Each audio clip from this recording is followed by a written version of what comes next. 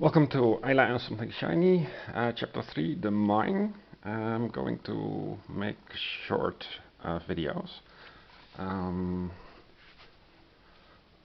After some weeks, I'm more or less trying to reset up and relearn the game. This map is of the dungeon is really nice. I'll show what it is about.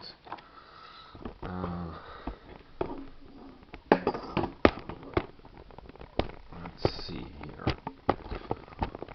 So every time you set up the mine, there is a limited variability. So M1 is always here, and MC is always here, and it's also shown what type of card it is in the on the front side in the bottom right, and here it shows the relative position. So that's a really good iconography design. But this M2, so half of the time they are switched because you draw them, you place them at random. And for the MC card, the center card, there are 3 candidates. So I guess that they correspond to each of the 3 possible endings. Further note is that everything starts hidden, so this is what I did wrong. It should start like so. Eila is starting here with her friend Leo, and this token needs to be put in box chapter 3 before it doesn't play a role. Then how do you move and explore? You explore by moving to, so it's a 2x2 grid, so you move towards the edge, and then you flip it over. But you're not allowed to move without a card that allows it. So I put this also here in the rule book. It only says you may move and explore the mine by some of the event cards, like the below example, but you may not move without such a card. And you can move by 0 to 2 grids. So you decide beforehand it's 0, 1 or 2 grids, and you only trigger the event located on the end grid. So if you pass something like this, for example, you do not resolve it, you go straight over it. This chapter I tried before and died. Eila died horribly in the dungeon, or in the mine. And for this you need to take notes for every location with 3 digits. You write down what you find, otherwise you stand no chance. And also after several weeks you won't remember what number corresponds to what. This way you can learn and improve on your game.